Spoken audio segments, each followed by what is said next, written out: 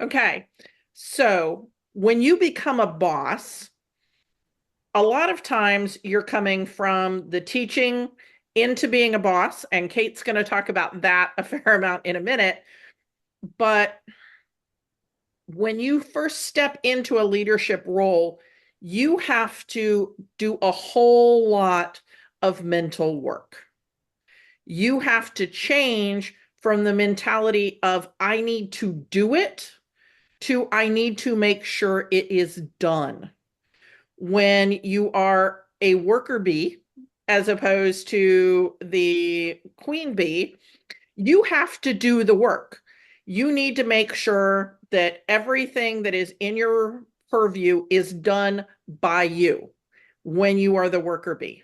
When you move into leadership, whether that's moving from just a generic teacher or educator in a classroom to a lead teacher role. So you're leading a team of 3 or 4 people, or when you move into assistant director or even office manager, you have to shift from I need to get it done to I need to make sure it is done.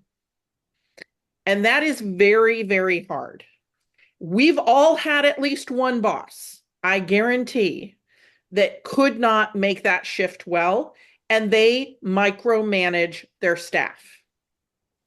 And they stand there while that person is writing up a lesson plan, or they require that every single communication that goes out to parents, they review.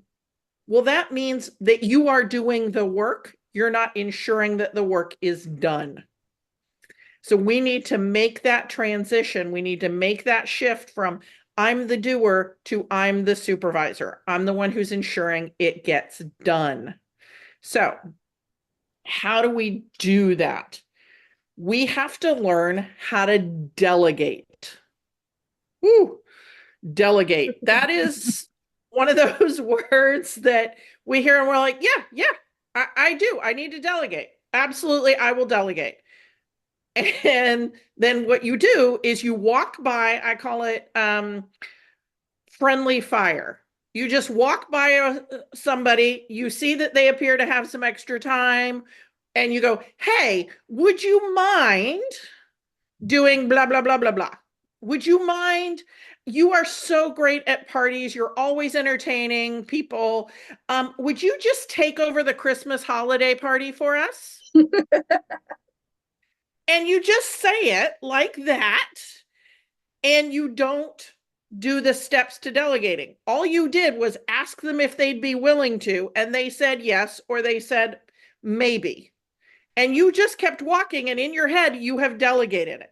You're no longer in charge of the Christmas party. You have delegated it. No, you didn't. You did not delegate. You asked someone if they would be open to a delegation. They did not actually take the delegation. They just said that they would be willing to. So you have to go through the steps. First, who has the skills and ability and perhaps time to do it? You did that. You saw the person. Great. You did the first step of delegation. There are 5 steps to delegation, and you did 1. It's not off your table yet. You still have this on. That is still your monkey. So we need to do the next step, which is having a conversation about your expectations. What do you expect? What is the budget for this party? Is this a $47.92 party, or is this a $500 party? Those are very different parties. The $47.92 party means this is a potluck and we're buying streamers. And I'm giving everybody presents from the dollar spot at Target or Dollar General, right? So that's the $42 party. The $500 party, I may be able to have some catering if I'm the person who is managing this party. So what are your expectations? Do we want it to be Christian focused, or do we want it to be end of year focused? Or do we want it to be Hanukkah focused or Kwanzaa focused? Like, what is the focus of this party? Or is it a Halloween party? We're just really late getting to the party, and I'm asking you on October 28th. So, what is the party? What are your expectations? Is there a theme? Is there a budget? And what is the timeline? Okay, so expectations is step number 2. Step number 3 is to tell them when you will be available. So another one of our monkey rules from the monkey rules is give that monkey a next feeding time. So this is the next feeding time. When are you available for them to check in with you? We need to have that. Oh, I forgot to list. Sorry, that was step 4. Step 3 is what are the resources available to them? Who else on the team might be able to help them? Here is where the Christmas decorations or Kwanzaa decorations or whatever decorations are. Here is the schedule from the last 3 times we did this, etc. Right? What are the resources available? Number 4, when am I available? When are you available to do the check-in with that monkey? And then the last one is, what are the signs of success? Let them know what a successful, whatever it is you've delegated in this scenario, we're talking about a party. What are the signs of success? How do we know that this has been a successful party? People showed up and they left in a better mood than they were when they got there. I don't know. If the thing you're delegating is them writing the notes to parents in the parent communication app without you reviewing it, what are the signs that they've been successful? Give them those key elements to it. We've got to delegate safely. Use the 5 steps. It will help you to actually delegate as opposed to doing friendly fire. And when you do friendly fire and you just sort of go, would you be willing to? And then the person fails because they're like, oh my gosh, I think I agreed to do a Christmas party and it's December 20th and we're closed for some days at Christmas. I should probably get that on the schedule. That is not that person's fault.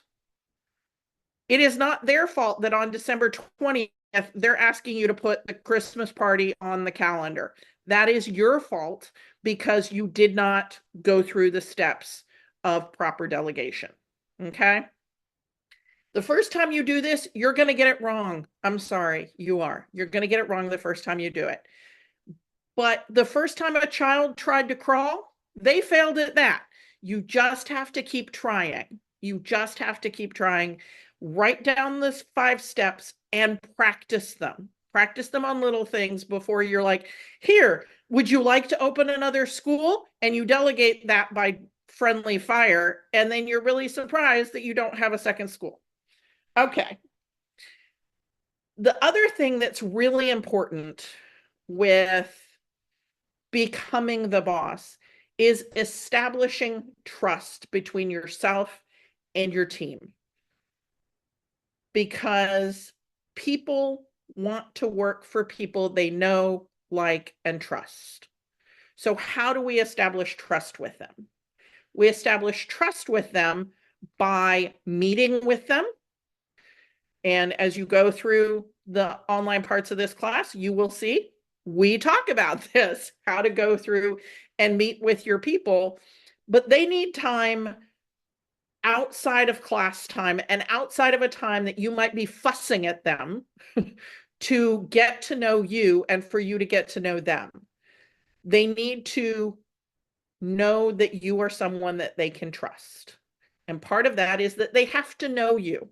So you have to share parts of yourself that don't have to do with the school. You do not have to share everything. Please don't share everything. Nobody needs to know about your second boyfriend in high school. Like, nobody needs to know. What are the things that you are choosing to share? So some of us need to write a list. These are the things I'm sharing. And other people are like, no, I can keep it in my head. Whatever works for you. But again, nobody needs to know about your second relationship in high school. figure out whether you're going to talk about your cousin who was in the military and is now going to nursing school. And this is what that person is telling you about health in young children because they're in nursing school. Maybe you want to talk about your children's extracurricular activities. I don't know what the items are that you're going to share, but there should be items from your personal life, your life outside the school that you are sharing. A limited number of things, but we want to share some of those. That's the first layer because it's know, like, and trust. So first they have to know you. How do people decide that they like you? One of the best ways to get people to decide they like you is to ask them questions about their favorite subject. You know what most people's favorite subject is? Themselves. So ask them questions about themselves. Maybe you ask them if they have any family who is in the military because you have just shared about your cousin, yada, yada, yada, that I just gave the example of, right? Ask them questions about their favorite subject. In that, you will find other subjects that they really enjoy. It's not their favorite subject, but other big, important subjects to them, like maybe you find out that they're a Lord of the Rings super fan and their wedding invitation had parts of it written in Old Elvish. Okay, that's an interesting thing. And now you know something about them and you're going to remember it. And when it's time to give some sort of recommendation, some sort of recognition of something they've done, you can get but I'm sure there's a place online where you can get stuff translated into Old Elvish and then printed out. And so you can put part of their commendation in Old Elvish because they would think that's cool. You don't want to put everybody's commendation in Old Elvish. Nobody else cares. But that one person, you know something about them. So that's part of how we get from know to like. And then we have the third part, which is trust. How do we get them to trust you? You get people to trust you by doing what you've said you're going to do and behaving ethically. So I don't have a shortcut for that one. So we have a shortcut for the no, we have a shortcut for the like, but the trust takes a lot of work and a lot of time. And you're going to have staff who are basically middle schoolers. You're going to have staff who are going to test the limits over and over and over again to see where the edge is, to see where they can't get away with it anymore. And you have to hold the line on what the rules are that you have told people you're going to enforce. Doesn't matter if it's your best friend at work or the staff member who drives you bananas. If you have said that everyone must come to this staff meeting, or you will not get the next national holiday paid. I don't know. I just came up with a random cause and effect. That's probably not a good one. This is a mandatory staff meeting. And if you do not come to the mandatory staff meeting, you will not be able to get any overtime over the next 6 weeks. Or if your staff is not one that's constantly wanting more hours, you will be the first person sent home every time we're sending people home because our numbers are lower, right?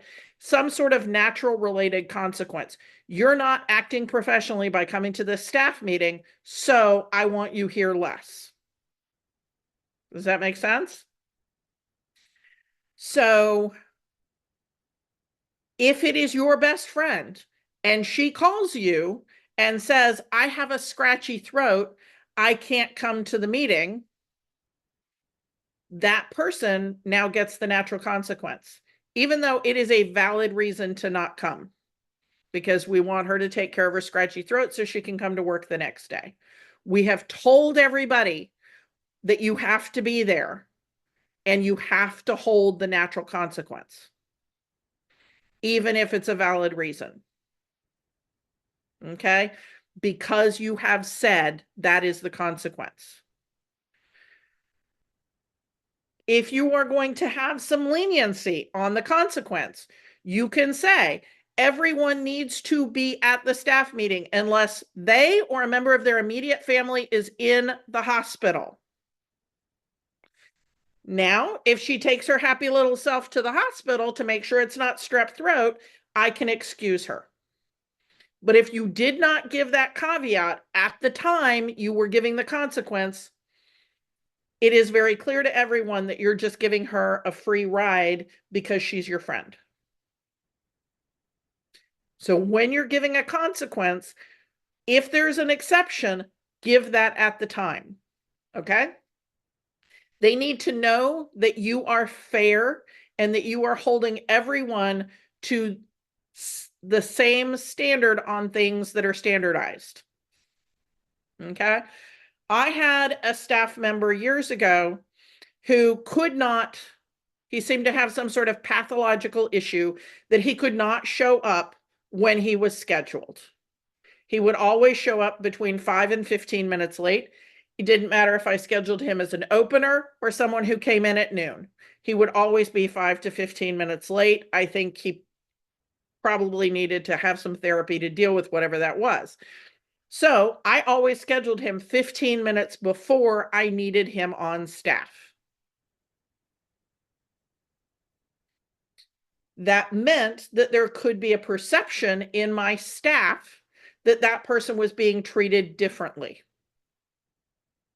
And so I let the leaders in my program know that he was always scheduled 15 minutes before he was actually needed to give him that grace period because he was so great with the kids.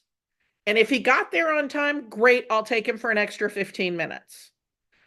But I needed him to be there at a certain time, so I scheduled him 15 minutes early. A lot of us have family members that we tell that a holiday meal is 30 minutes before the holiday meal actually will be, so that they will show up on time. So I was doing the same kind of thing with that staff member. I didn't tell everyone on staff what I was doing with his schedule. I told the team leaders what I was doing. So if anybody on their team started to talk about it, they could say, Carrie has adjusted his schedule to accommodate his difficulty getting here exactly when scheduled. Okay. So again, that trustworthiness. Okay. We need to make sure that our staff know, like, and trust us, because if they don't know, like, and trust us, they're not going to refer their friends to come work for us. They're not going to refer our program to parents in the community, and they're not going to stay with you long term. That last one is the most important one. We want them to stay with us long term, and they're much more likely to do that if they know, like, and trust the administrative staff. The last thing I want to talk in my whole little lecture section here is about conflict resolution. An awful lot of what you have to do when you step into the leadership role is you have to deal with a lot more conflict when you did as a worker bee. Because as a worker bee, you may have been the person who occasionally stirred the pot. Or you may have been the person who would jump in and go, me too, I agree. Or you might have been the person who was like, that's not fair. Or you may have been the person who felt ganged up on. Any of those are possible. As the director, you can't be the pot stirrer, and you're probably going to be the person who gets picked on occasionally. You have to be aware that as a leader, as a boss, you are going to have to deal with conflict.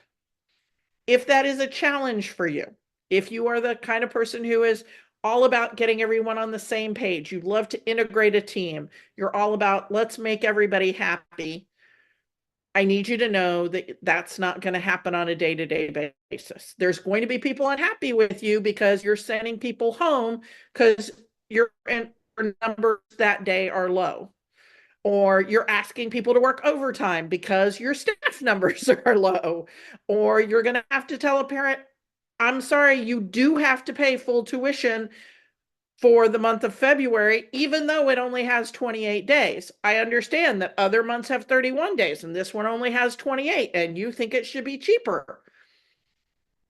They're going to be unhappy. If you can't handle that, then that's something you're going to need to work on, because conflict is a key part of being the boss. Now, you can always work for win-win solutions. I was working with somebody the other day who was having some parents who were grousing about the tuition shouldn't be the same for times when they had days they were closed. And I was like, great, let's do the math on what you would have to charge them per day if we didn't equal it out over the weeks or the months that you were working fewer days. And then I need you to add 15 cents, or, round it up to the next dollar. So if it was $5.28 a day, you're going to round it up to $6 a day. And you're going to do the math every week or every month. And then they felt like, oh, this is great. I only pay a little bit more on some weeks. And then on the weeks that you're closed for 3 days because it's a holiday, or the months where you're closed X number of days, I get to pay less. Because they're not going to do the math and multiply it out and figure out that you're actually coming out $1,000 more over the course of the year. But you deserve to be paid for all of that math that you did. You didn't think you were ever going to need algebra again, and I'm sitting here making you do algebra. And if you're going to do the algebra, you deserve to be compensated. Okay? So that's a win-win solution. The parent feels like they won because their monthly tuition has only gone up, $12. And the school has won because the school got an extra $1,000. Okay? So when we're dealing with conflict, we're always striving for a win-win solution. I get something out of it, you get something out of it, we all walk away feeling like we won. That's what we want. That doesn't mean that every time there's a conflict, you're able to get to that win-win solution. My father-in-law seems to be able to always get to a win-win solution. I don't know how he does it. I've been studying him for 30 years. I'm better than I was when I married his son. But we have to think through, how can we come up with a win-win situation here? So when you have a conflict come into your office, take a moment, use your body as an excuse if you need to, and step out of the room for a couple of minutes to think through what are some potential solutions. Because when you're in the middle of the conflict, we have moved back from the prefrontal cortex to other parts of our brain. And in the middle of a conflict, it is very hard to get to those higher level thinking. I don't know, dendrites? No, that's the wrong, neurons. There we go, neurons. So we want to be able to get to the prefrontal cortex. And so sometimes that means stepping out of the office and saying, wow, this sounds really important, but I'm having a little bit of a hard time focusing because I actually need to use the restroom. So I want to be 100% here for you. Let me step away and go to the restroom. Or I need a glass of water. Or I'm really thinking about what's going on in the toddler classroom. I need to step out and deal with that so I can fully focus on you. Take that time, step out of the conflict area, and bring yourself back to the front of your brain. One of the ways we like to do this, one of the ways that Kate and I teach people to do it, is to stand up in your Wonder Woman pose and take 60 seconds and just think some sort of positive thought over and over again during those 60 seconds. Like, I am a rock star of a director, or I can solve difficult problems, or I love to show the world my magic, and this is an opportunity for that. One of those kinds of things. Yes, Kate? How about I got this? Oh, yes. Maybe saying, I got this is a great one to throw in there in that 60 seconds when you're in that Wonder Woman pose. And then think through some possible solutions that seem like win-wins and then go back into that conflict. Give yourself that time to access the higher level thinking and then go back in. Does that make sense? That's what we need to do. So these are a couple of things that will help you be a good boss. Okay, now I'm going to unpin myself. Where's the unpin? The 5 steps of safe delegation. Identify a target, a person who has or can be trained to have the skills to do the task. Outline the resources available. Give them, now I don't have them in order. So let me review what I have. I thought the first one was what is the task, but it's identify the task, person, identify the the target, expectations. What are the expectations? What are the resources available for the that? next time that you're available, and When then the you final one is what sign. is the signs that you have done a good job. Okay. Yeah. Okay. I'm so sorry. Can you repeat that one more time? I wrote down all of them. I was like, wait, what's 1, 2, 3, and 4? Okay. Identify the task Got it. and the person you want to delegate it to. Right? And so that's all one. Yeah. Like I have this thing, I want to give it away. I'm identifying the person. Okay. And then what did we say step number 2 was, Elaine? Expectations. Your expectations. Yes. And then what are the resources available? And then when is the next time that I'm available to meet with the monkey? And then signs of success. Signs of success. That's what I messed up. Okay. Yeah. I don't know why I'm having a hard time with identifying. Step 2 is a problem. All right, so I am going to figure out how to pin myself, spotlight myself. There we go. Oh, okay. All right, so we are going to talk a little bit now about peer to leader, and so navigating that transition. So a lot of times, one of the things that we get really excited about early childhood is that you can move through leadership with your experience. Now, that's got its pluses and its minuses. So if you have been at a program and you have some great friends and the parents all love you and you've been there 2, 3, 4, 5 years, you probably have some work friends.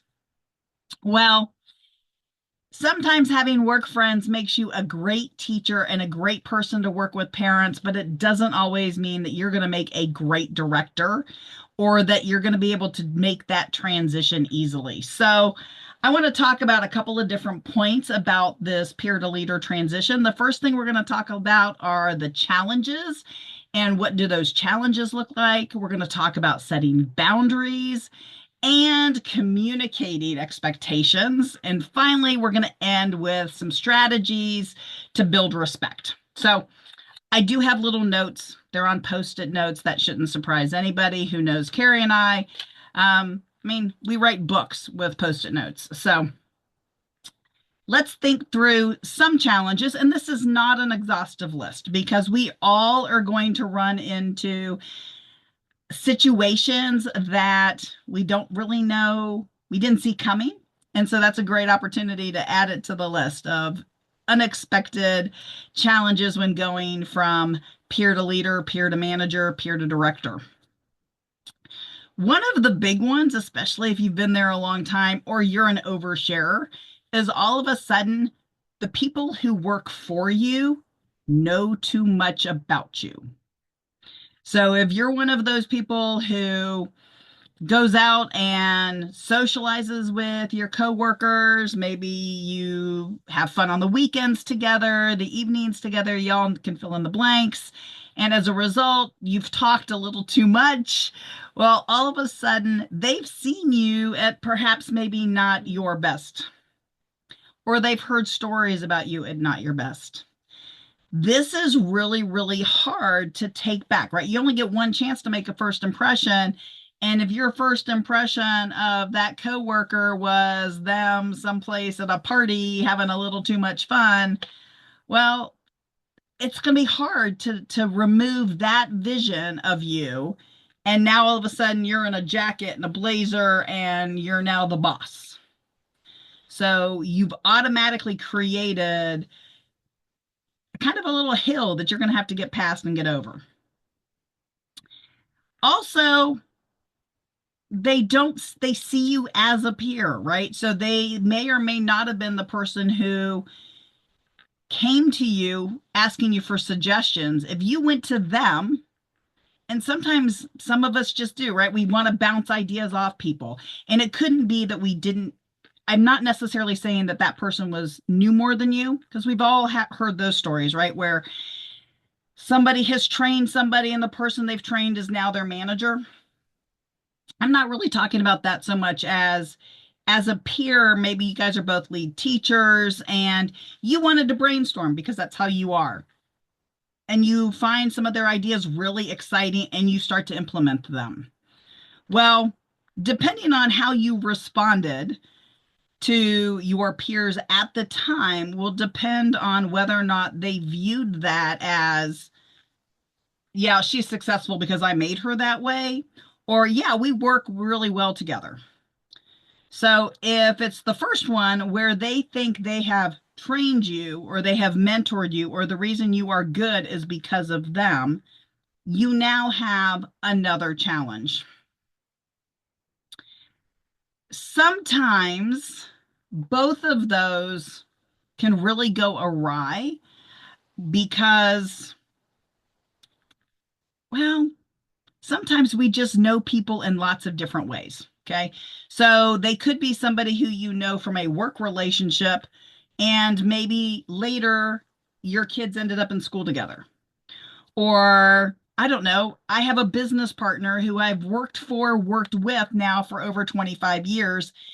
And I would definitely say that our working relationship is a unique one because a lot of people can't do what we do.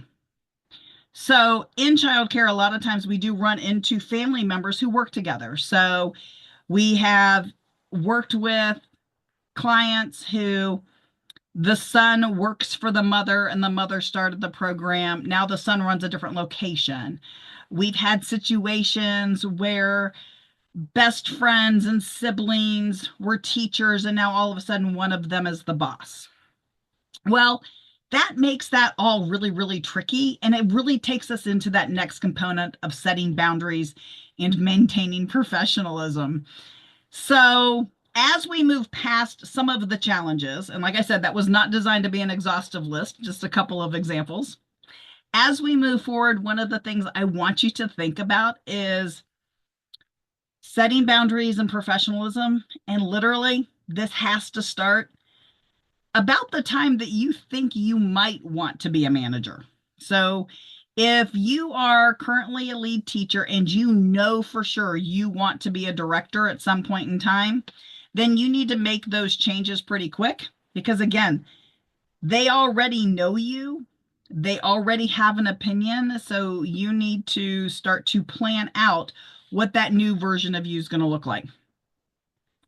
From a professional career advice component, I'd actually suggest that for a lot of folks who are wanting to go from lead teacher to director, that sometimes it's going to be a lot easier to go to another program.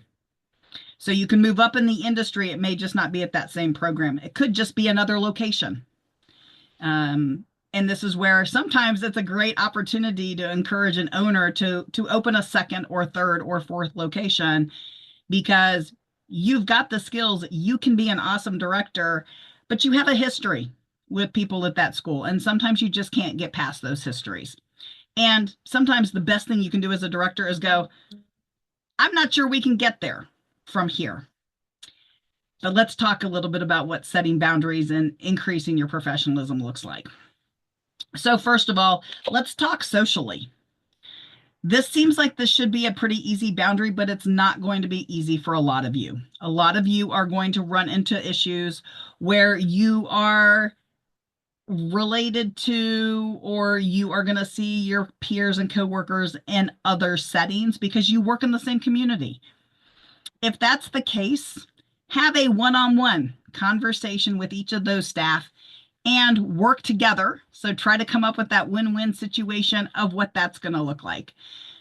Now, you may have already put in place something related to social media, and perhaps the social media was that you guys couldn't be friends with parents. Well, maybe you also now want to not be friends with your teachers who are your peers on social media, because if they're going to call in on a Friday and you know what they do every Thursday, it's going to be really hard for you to respect them at that point in time.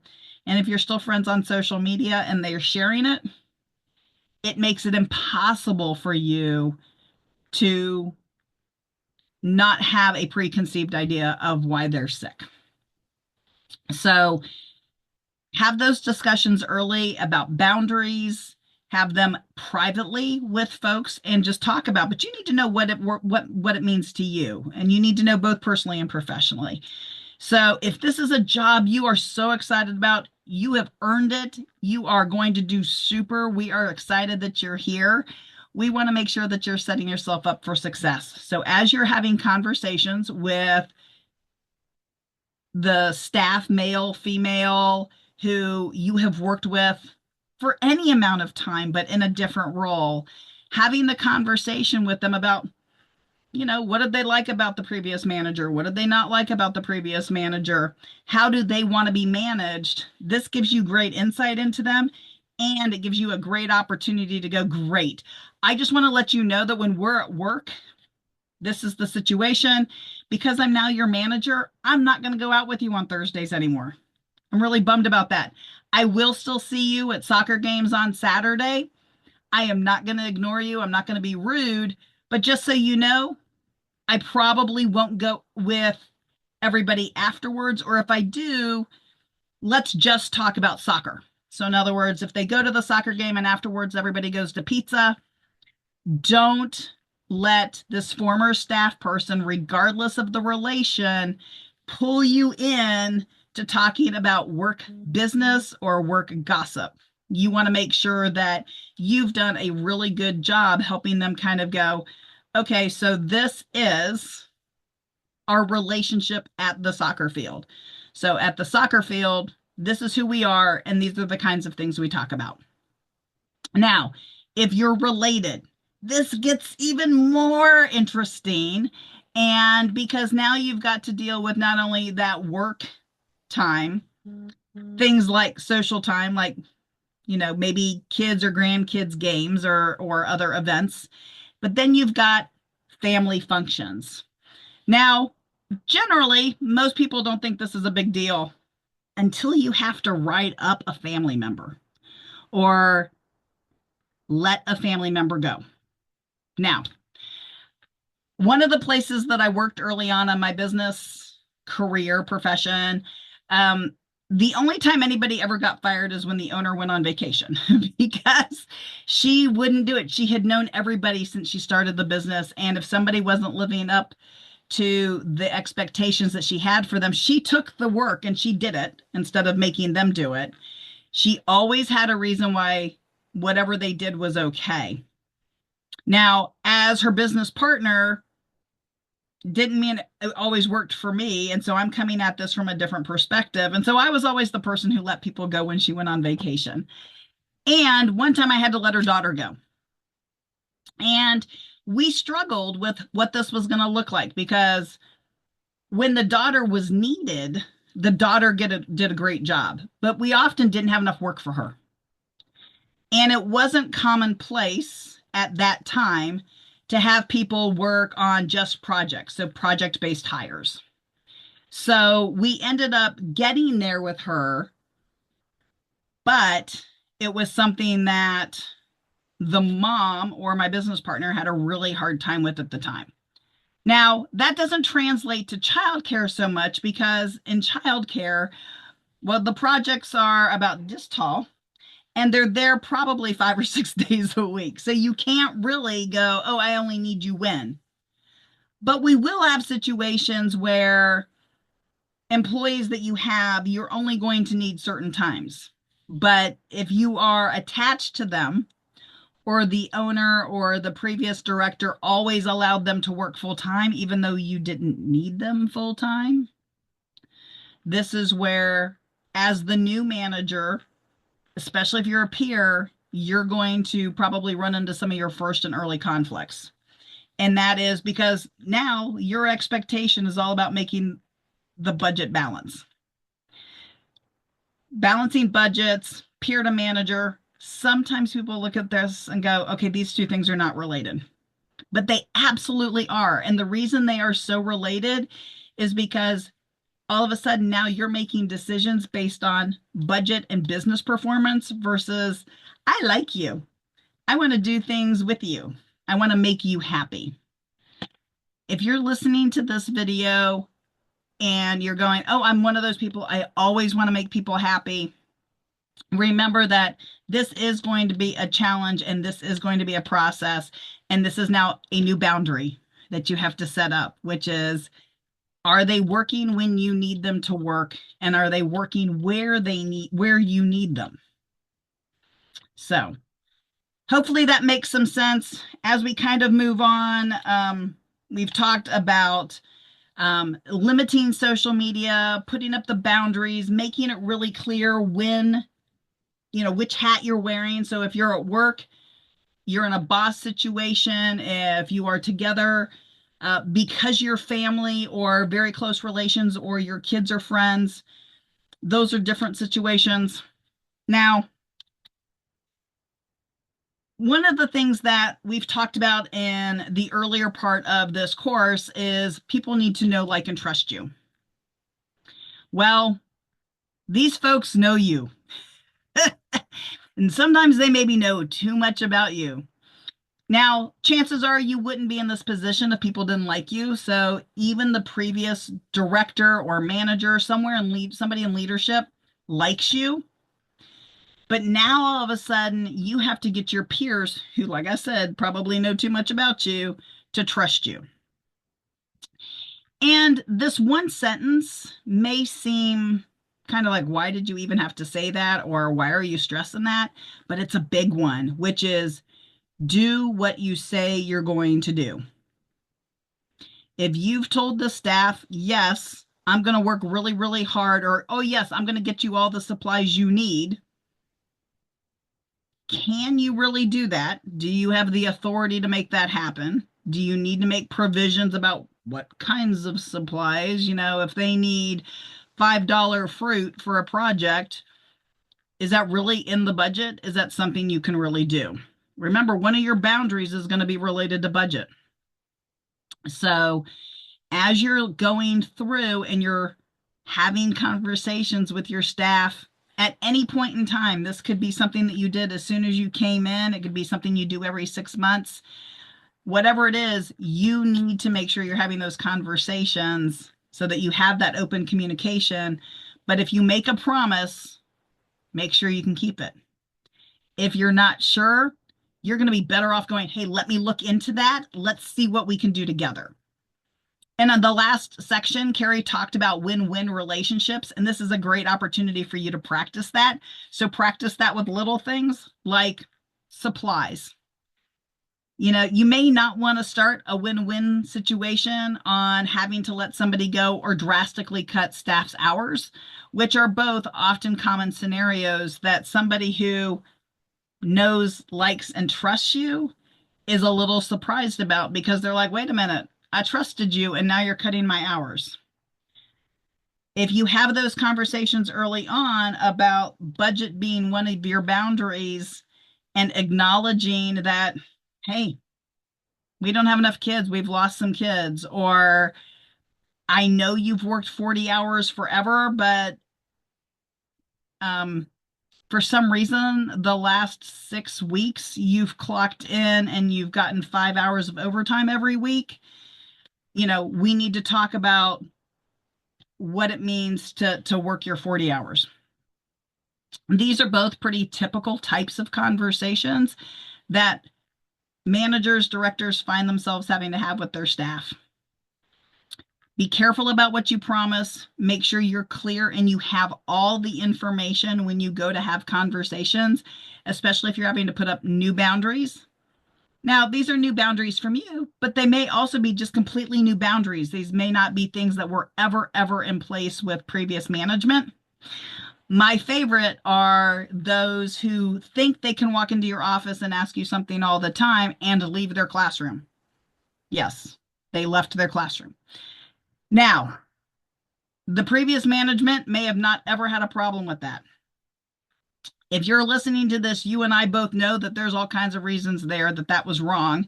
Now, maybe there's 2 people in that classroom and that was actually okay from a regulation standpoint. Maybe they got somebody else to help them watch the room before they came to your office. Regardless of what the reason is, you need to make sure that your staff know how and when they can come in your office, how and when they can give you things to do, or like Carrie and I like to say, give you a monkey. What does that process look like? I've used the term process several times. Carrie talked a lot about standards. One of the best things you can do as you move from peer to manager, and again, this could be something, maybe you've been a peer to manager and you've been in this position for 6 months, a year, even 2 years. Doesn't really matter. You can start this at any point in time, is come back and make sure that you've got standard operating procedures. So even in the management role, you need to have SOPs on how you're going to do things. So how do you figure out how much staff you need? How do you figure out when you let somebody go?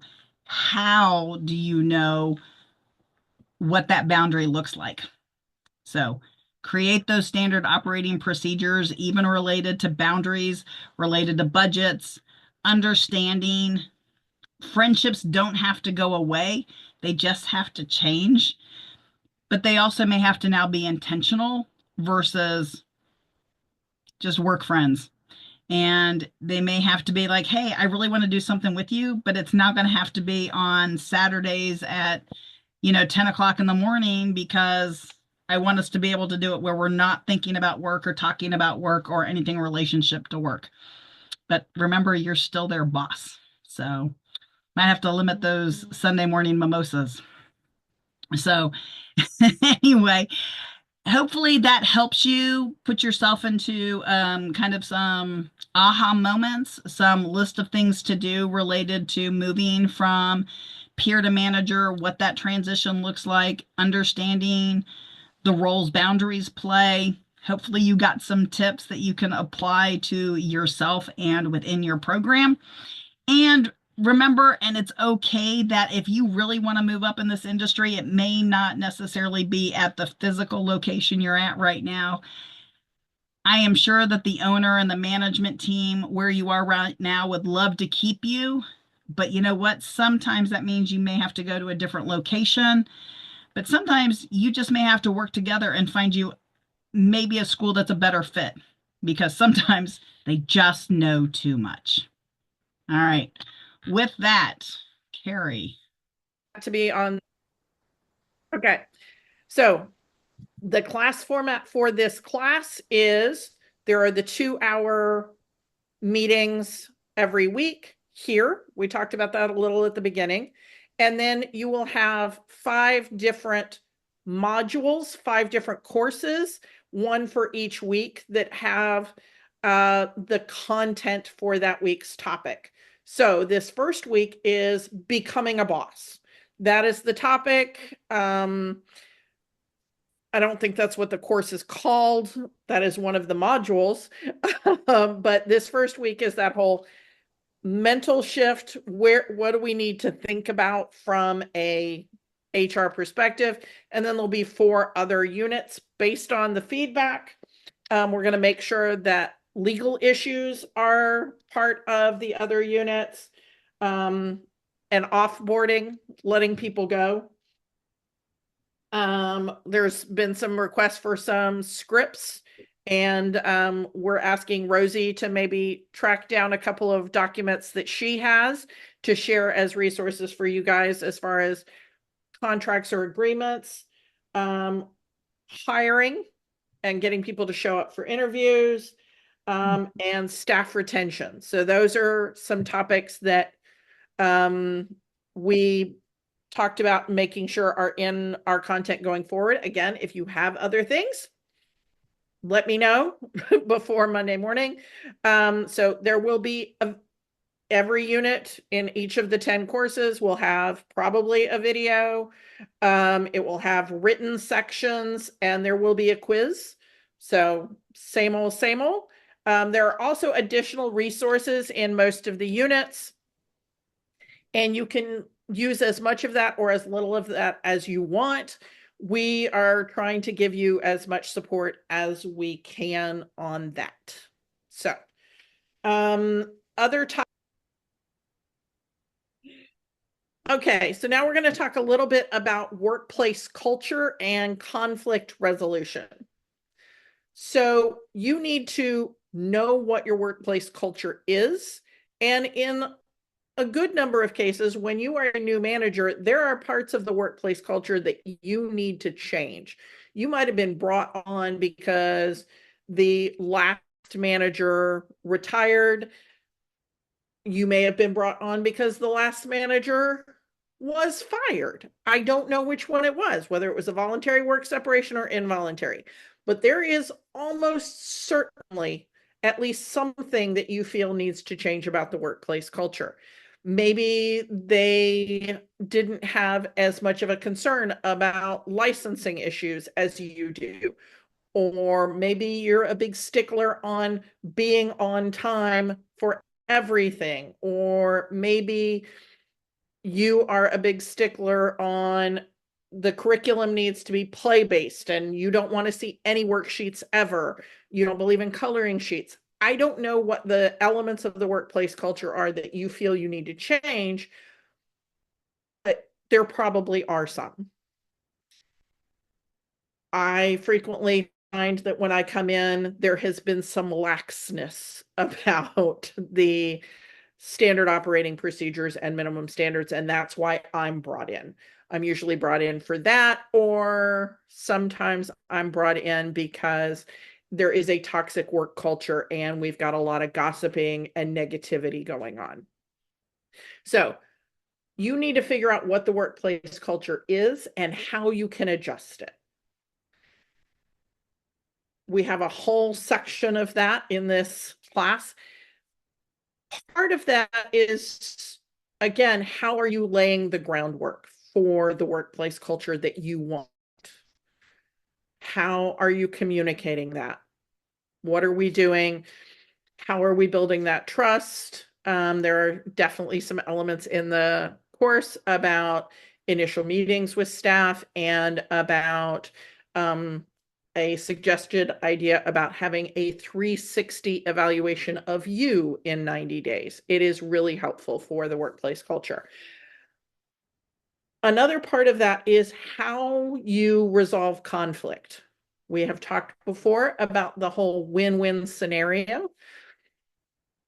But here I want to talk about the fact that some of us are just like, I'm not going to pay attention to that. I'm just going to ignore that. Just like in managing a classroom, there is a certain level of you can ignore things that are not a big deal. But you cannot ignore things that are going to affect the morale of your staff.